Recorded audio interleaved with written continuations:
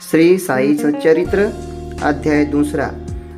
गत अध्याय में ग्रंथकार ने अपने मौलिक ग्रंथ श्री साई सच्चरित्र में उन कारणों पर प्रकाश डाला था जिनके द्वारा उन्हें ग्रंथ रचना के कार्य को आरंभ करने की प्रेरणा मिली। अब वे ग्रंथ पठन के योग्य अधिकारियों तथा अन्य विषयों का इस अध्याय में विवेचन करते हैं। किस प्रकार विषुचिका के रोग के प्रकोप को आटा पिसवाकर तथा उनको ग्राम के बाहर फेंकवाकर रोका तथा उसका उन्मूलन किया। बाबा की इस लीला का प्रथम अध्याय में वर्णन किया जा चुका है। मैंने और भी लीलाएं सुनी जिससे मेरे हृदय को अति आनंद हुआ और यही आनंद का स्रोत काव्य रूप में प्रकट हुआ। मैंने यह भी सोचा कि इन महान आश्चर्यजनक लीलाओं का वर्णन बाबा के भक्तों के लिए मनोरंजक एवं शिक्षाप्रद सिद्ध होगा तथा उनके पाप समूल नष्ट हो जाएंगे। इसलिए मैंने बाबा की पवित्र जीवन गाथा और उनके मधुर उपदेशों का लेखन प्रारंभ कर दिया। श्री साई की जीवनी न तो उलझन पूर्व है और न संकीर्ण ही सत्य और आध्यात्मिक मार्ग का वास्तविक दिग्दर्शन कराती है। श्री हेमाड़ पंत को यह विचार आया कि मैं इस कार्य के लिए उपयुक्त पात्र नहीं हूँ। मैं तो अपने परम मित्र की जीवनी से भी भली भांति परिचित नहीं हूँ और न ही अपनी प्रकृति से। तब फिर मुझ सरीखा मूढ़मती भला एक महान संत पुरुष की जीवनी लिखने का दुस्साहस कैसे कर सकता है। अवतारों की प्रवृत्ति के वर्णन में वेद भी अपनी असमर्थता प्रकट करते हैं। किसी संत का चरित्र समझने के लिए स्वयं को पहले संत होना नितांत आवश्यक है। फिर मैं तो उनका गुणगान करने के सर्वथा अयोग्य ही हूँ। संत की जीवनी लिखने में एक महान साहस की आवश्यकता है और कहीं ऐसा न हो कि 4 लोगों के समक्ष हास्य का पात्र बनना पड़े। इसलिए श्री साईं बाबा की कृपा प्राप्त करने के लिए मैं ईश्वर को प्रार्थना करने लगा। महाराष्ट्र के संत श्रेष्ठ श्री ज्ञानेश्वर महाराज का कथन है कि संत चरित्र के रचयिता से परमात्मा अति प्रसन्न होता है। तुलसीदास जी ने भी कहा है कि साधुरचित शुभ सरिस कपासु निरस विशद गुणमय फल जासु जो सही दुख पर छिद्र दुरावा वंदनीय जेहि जग जस पावा। भक्तों को भी संतों की सेवा करने की इच्छा बनी रहती है। संतों की कार्य पूर्ण करा लेने की प्रणाली भी विचित्र ही है। यथार्थ प्रेरणा तो संत ही किया करते हैं, भक्त तो निमित्त मात्र या कहिए कि कार्यपूर्ति के लिए एक यंत्र मात्र है। उदाहरणार्थ शक संवत्सर 1700 में कवि महीपति को संत चरित्र लेखन की प्रेरणा हुई। ईश्वर ने संतों में अंत प्रेरणा पैदा की और कार्य पूर्ण हो गया। इसी प्रकार शक संवत्सर 1800 में श्री दासगणों की सेवा स्वीकार हुई। महीपति ने 4 काव्य रचे, भक्त विजय, संत विजय, भक्त लीलामृत और संत लीलामृत, और दासगणों ने केवल 2, भक्त लीलामृत और संत कथामृत, जिनमें आधुनिक संतों के चरित्रों का वर्णन है। भक्त लीलामृत के अध्याय 31, 32 और 33 तथा संत कथामृत के 57वें अध्याय में श्री साईं बाबा की मधुर जीवनी तथा अमूल्य उपदेशों का वर्णन सुंदर एवं रोचक ढंग से किया गया है। इनका उद्धरण श्री साई लीला पत्रिका के अंक 11, 12 और 17 में दिया गया है। पाठकों से इनके पठन का अनुरोध है। इसी प्रकार श्री साईं बाबा की अद्भुत लीलाओं का वर्णन एक बहुत सुंदर छोटी सी पुस्तिका श्री साईनाथ भजन माला में किया गया है। इसकी रचना बांद्रा की श्रीमती सावित्रीबाई रघुनाथ तेंदुलकर ने की है। श्री दासगणु महाराज ने भी श्री साईं बाबा पर कई मधुर कविताओं की रचना की है। एक और भक्त अमीदास भवानी मेहता ने भी साईं बाबा की कुछ कथाओं को गुजराती में प्रकाशित किया है। साईं प्रभा नामक पत्रिका में भी कुछ लीलाएं शिरडी के दक्षिणा भिक्षा संस्थान द्वारा प्रकाशित की गई है। अब प्रश्न यह उठता है कि जब श्री साईनाथ महाराज के जीवन पर प्रकाश डालने वाला इतना साहित्य उपलब्ध है, फिर और एक ग्रंथ साईं सच्चरित्र रचने की आवश्यकता ही कहाँ पैदा होती है? इसका उत्तर केवल यही है कि श्री साईं बाबा की जीवनी सागर के सदृश अगाध, विस्तृत और अथाह है। यदि उसमें गहरे गोते लगाए जाएं तो ज्ञान एवं भक्ति रूपी अमूल्य रत्नों की सहज ही प्राप्ति हो सकती है, जिससे मुमुक्षुओं को बहुत लाभ होगा। श्री साईं बाबा की जीवनी, उनके दृष्टांत एवं उपदेश महान आश्चर्य से परिपूर्ण है। दुख और दुर्भाग्यग्रस्त मानवों को इनसे शांति और सुख प्राप्त होगा तथा लोक व परलोक में श्रेयस की प्राप्ति होगी। यदि श्री साईं बाबा के उपदेशों का, जो कि वैदिक शिक्षा के समान ही मनोरंजक और शिक्षाप्रद हैं, ध्यानपूर्वक श्रवण एवं मनन किया जाए तो भक्तों को अपने मनोवांछित फल की प्राप्ति हो जाएगी, अर्थात ब्रह्म से अभिन्नता, अष्टांग योग की सिद्धि और समाधि आनंद आदि की प्राप्ति सरलता से हो जाएगी। यह सोचकर ही मैंने चरित्र की कथाओं को संकलित करना प्रारंभ कर दिया। साथ ही यह विचार भी आया कि मेरे लिए सबसे उत्तम साधना भी केवल यही है, जो भोले भाले प्राणी श्री साईं बाबा के दर्शनों से अपने नेत्र सफल करने के सौभाग्य से ही वंचित रहे हैं, उन्हें यह चरित्र अति आनंददायक प्रतीत होगा। अतः मैंने भी अपना अहंकार उनके श्री चरणों पर न्योछावर कर दिया। मैंने सोचा कि अब मेरा पथ अति सुगम हो गया है और बाबा मुझे यह लोक और परलोक में सुखी बना देंगे। मैं स्वयं बाबा की आज्ञा प्राप्त करने का साहस नहीं कर सकता था। अतः मैंने श्री माधवराव उपनाम श्यामा से, जो कि बाबा के अंतरंग भक्तों में से थे, इस हेतु प्रार्थना की। उन्होंने इस कार्य के निमित्त श्री साईं बाबा से विनम्र शब्दों में इस प्रकार प्रार्थना की। ये अन्ना साहेब अपनी जीवनी लिखने के लिए अति उत्सुक है, परंतु आप कृपया ऐसा न कहना कि मैं तो एक फकीर हूँ तथा मेरी जीवनी लिखने की आवश्यकता ही क्या है। आपकी केवल कृपा और अनुमति से ही ये लिख सकेंगे, अथवा आपके श्री चरणों का पुण्य प्रताप ही इस कार्य को सफल बना देगा। आपकी अनुमति तथा आशीर्वाद के अभाव में कोई भी कार्य यशस्वी नहीं हो सकता। यह प्रार्थना सुनकर बाबा को दया आ गई। उन्होंने आश्वासन और उति देकर अपना वरद हस्त मेरे मस्तक पर रखा और कहने लगे कि इन्हें जीवनी और दृष्टांतों को एकत्रित कर लिपिबद्ध करने दो। मैं इनकी सहायता करूंगा। मैं स्वयं ही अपनी जीवनी लिखकर भक्तों की इच्छा पूर्ण करूंगा, परंतु इनको अपनी अहम त्याग कर मेरी शरण में आना चाहिए। जो अपने जीवन में इस प्रकार आचरण करते हैं, उसकी मैं अत्यधिक सहायता करता हूँ। मेरी जीवन कथाओं की बात तो सहज है।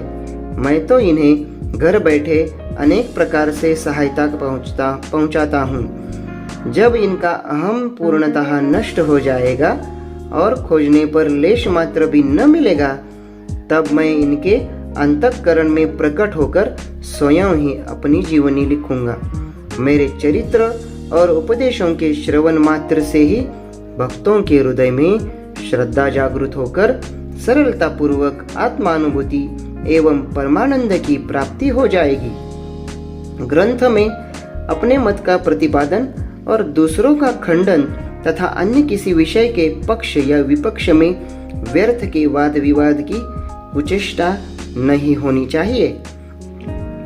वाद विवाद शब्द से हमको स्मरण हो गया कि मैंने पाठकों को वचन दिया है कि हेमाड़ पंत उपाधि किस प्रकार प्राप्त हुई इसका वर्णन करूंगा।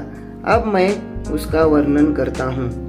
श्री काका साहेब दीक्षित व नाना साहेब चांदोरकर मेरे अति घनिष्ठ मित्रों में से थे। उन्होंने मुझसे शिरडी जाकर श्री साईं बाबा के दर्शनों का लाभ उठाने का अनुरोध किया। मैंने उन्हें वचन दिया, परंतु कुछ बाधा आ जाने के कारण मेरी शिरडी यात्रा स्थगित हो गई। मेरे एक घनिष्ठ मित्र का पुत्र लोनावला में रोगग्रस्त हो गया था। उन्होंने सभी संभव आदि भौतिक और आध्यात्मिक उपचार किए, परंतु सभी प्रयत्न निष्फल हुए और ज्वर किसी प्रकार भी कम न हुआ। यह घटना देखकर मुझे विचार आया कि जब गुरु एक बालक के प्राणों की भी रक्षा करने में असमर्थ हैं, तब उनकी उपयोगिता ही क्या है?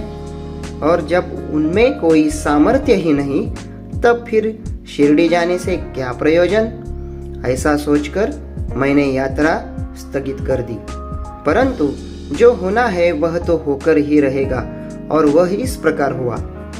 प्रांताधिकारी नाना साहेब चांदोरकर बसई के दौरे पर जा रहे थे। वे ठाणा से दादर पहुंचे तथा बसई जाने वाली गाड़ी की प्रतीक्षा कर रहे थे। उसी समय बांद्रा लोकल आ पहुंची, जिसमें बैठकर वे बांद्रा पहुंचे तथा शिरडी यात्रा स्थगित करने के लिए मुझे आड़े हाथों लिया। नाना साहेब का तर्क मुझे उचित तथा सुखदायी प्रतीत हुआ और इसके फलस्वरूप मैंने उसी रात्रि शिरडी जाने का निश्चय किया और सामान बांधकर शिरडी को प्रस्थान कर दिया। मैंने सीधे दादर जाकर वहां से मनमाड़ की गाड़ी पकड़ने का कार्यक्रम बनाया। इस निश्चय के अनुसार मैंने दादर जाने वाली गाड़ी के डिब्बे में प्रवेश कर दिया। गाड़ी छूटने ही वाली थी कि इतने में एक यवन मेरे डिब्बे में आया और मेरा सामान देखकर मुझसे मेरा गंतव्य स्थान पूछने लगा।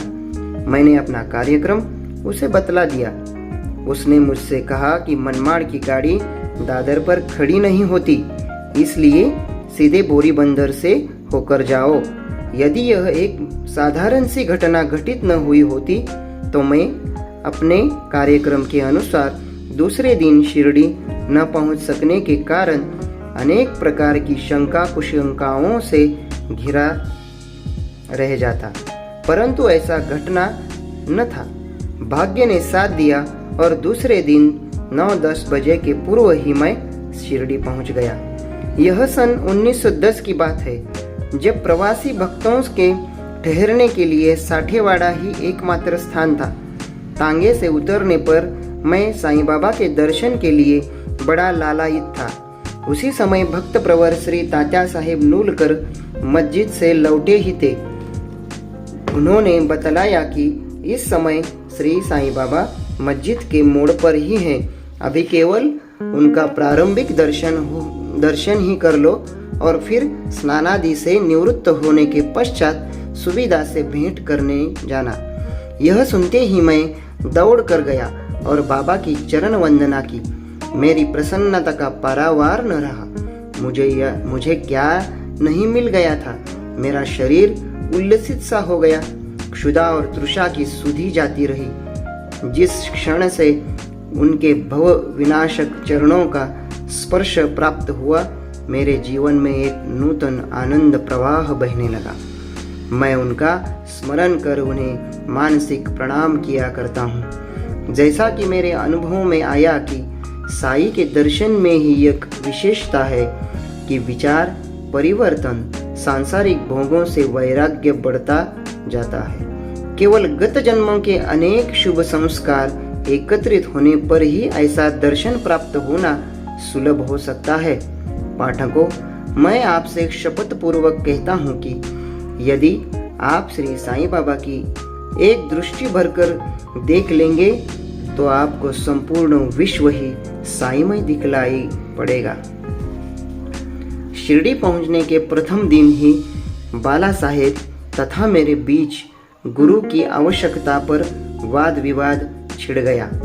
मेरा मत था कि स्वतंत्रता त्याग कर पराधीन क्यों होना, तथा जब कर्म करना पड़ता है तब गुरु की आवश्यकता ही कहाँ रही।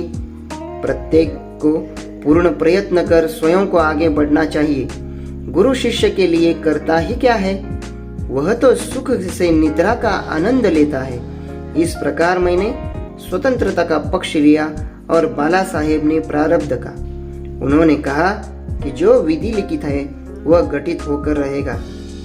इसमें उच्च कोटि के महापुरुष भी असफल हो गए हैं। कहावत है, मेरे मन कछु और है, विधाता के कछु और। फिर परामर्श युक्त शब्दों में बोले, भाई साहेब, यह निरी विद्वत्ता छोड़ दो। यह अहंकार तुम्हारी कुछ भी सहायता न कर सकेगा। इस प्रकार दोनों पक्षों के खंडन मंडन में लगभग 1 घंटा व्यतीत हो गया और सदैव की भांति कोई निष्कर्ष न निकल सका। इसलिए तंग और विवश होकर विवाद स्थगित करना पड़ा। इसका परिणाम यह हुआ कि मेरी मानसिक शांति भंग हो गई तथा मुझे अनुभव हुआ कि जब तक घोर वैदिक बुद्धि और अहंकार न हो तब तक विवाद संभव नहीं। वस्तुतः यह अहंकार ही विवाद की जड़ है। जब अन्य लोगों के साथ मैं मस्जिद गया तब बाबा ने काका साहेब को संबोधित कर प्रश्न किया कि साठेवाड़ा में क्या चल रहा था, किस विषय में विवाद था। फिर मेरी ओर दृष्टिपात कर बोले कि इन हेमाड़ पंत ने क्या कहा। ये शब्द सुनकर मुझे अधिक अचंभा हुआ। साठेवाड़ा और मस्जिद में पर्याप्त अंतर था। सर्वज्ञ या अंतर्यामी हुए बिना बाबा को विवाद का ज्ञान कैसे हो सकता था। मैं सोचने लगा कि बाबा हेमाड़ पंत के नाम से मुझे क्यों संबोधित करते हैं। यह शब्द तो हेमाद्रि पंत का अपभ्रंश है। हेमाद्रि पंत देवगिरी के यादव राजवंशी महाराजा महादेव और रामदेव के विख्यात मंत्री थे। वे उच्च कोटि के विद्वान, उत्तम प्रकृति और चतुर्वर्ग चिंतामणि और राज प्रशस्ति जैसे उत्तम काव्यों के रचयिता थे। उन्होंने भी हिसाब किताब रखने की नवीन प्रणाली का आविष्कार किया था और बही खाते की पद्धति को जन्म दिया था। और कहाँ मैं इसके विपरीत एक अज्ञानी, मूर्ख और मंदमती हूँ। अतः मेरी समझ में यह न आ सका कि मुझे इस विषय उपाधि से विभूषित करने का क्या तात्पर्य है। गहन विचार करने पर मैं इस निष्कर्ष पर पहुंचा कि कहीं मेरे अहंकार को चूर्ण करने के लिए ही बाबा ने इस अस्त्र का प्रयोग नहीं किया है, ताकि मैं भविष्य में सदैव के लिए निराभिमानी एवं विनम्र हो जाऊं। अथवा कहीं यह मेरे वाक चातुर्य के उपलक्ष्य में मेरी प्रशंसा तो नहीं है। भविष्य पर दृष्टिपात करने से प्रतीत होता है कि बाबा के द्वारा हेमाड़ पंत की उपाधि से विभूषित करना कितना अर्थपूर्ण और भविष्य गोचर था। सर्वविदित है कि कालांतर में दाभोलकर के ने श्री साईं बाबा संस्थान का प्रबंध कितने सुचारू एवं विद्वत्ता पूर्ण ढंग से किया था। हिसाब किताब आदि कितने उत्तम प्रकार से रखे तथा साथ ही साथ महाकाव्य साई सच्चरित्र की रचना भी की। इस ग्रंथ में महत्वपूर्ण और आध्यात्मिक विषयों जैसे ज्ञान, भक्ति, वैराग्य, शरणागति व आत्मनिवेदन आदि का समावेश है। गुरु की आवश्यकता, इस विषय में बाबा ने क्या उद्गार प्रकट किए, इस पर हेमाड़ पंत द्वारा लिखित कोई लेख या स्मृति पत्र प्राप्त नहीं है, परंतु काका साहेब दीक्षित ने इस विषय पर उनके लेख प्रकाशित किए हैं। बाबा से भेंट करने के दूसरे दिन हेमाड़ पंत और काका साहेब ने मस्जिद में जाकर घर लौटने की अनुमति मांगी। बाबा ने स्वीकृति दे दी। किसी ने प्रश्न किया, बाबा कहाँ जाएं? उत्तर मिला, ऊपर जाओ। प्रश्न किया, मार्ग कैसा है? बाबा बोले, अनेक पंथ हैं, यहाँ से भी एक मार्ग है, परंतु यह मार्ग दुर्गम है तथा सिंह और भेड़िए भी मिलते हैं। काका साहेब बोले, यदि पथ प्रदर्शक भी साथ हो तो? बाबा बोले, तब कोई कष्ट न होगा। पथ प्रदर्शक तुम्हारी सिंह, भेड़िए और खंदकों से रक्षा कर तुम्हें सीधे निर्दिष्ट स्थान पर पहुंचा देगा, परंतु उसके अभाव में जंगल में मार्ग भूलने या गड्ढे में गिर जाने की संभावना है। दाभोलकर भी उपर्युक्त प्रसंग के अवसर पर वहां उपस्थित थे। उन्होंने सोचा कि जो कुछ बाबा कह रहे हैं वह गुरु की आवश्यकता क्या है? इस प्रश्न का उत्तर है। उन्होंने सदा के लिए मन में यह गांठ बांध ली कि अब कभी इस विषय पर विवाद या वाद विवाद नहीं करेंगे कि स्वतंत्र या परतंत्र व्यक्ति आध्यात्मिक विषयों के लिए कैसा सिद्ध होगा। प्रस्तुत इसके विपरीत यथार्थ में परमार्थ लाभ केवल गुरु के उपदेश पालन में ही निहित है। इन उपदेशों का वर्णन मूल काव्य ग्रंथ के इसी अध्याय में किया गया है, जिसमें लिखा है कि राम और कृष्ण महान अवतारी होते हुए भी आत्मानुभूति के लिए राम को अपने गुरु वशिष्ठ और कृष्ण को अपने गुरु सांदीपनि की शरण में जाना पड़ा था। इस मार्ग में उन्नति प्राप्त करने के लिए केवल श्रद्धा और धैर्य, ये 2 गुण सहायक हैं। श्री सद्गुरु साईनाथार्पणमस्तु। शुभम भवतु।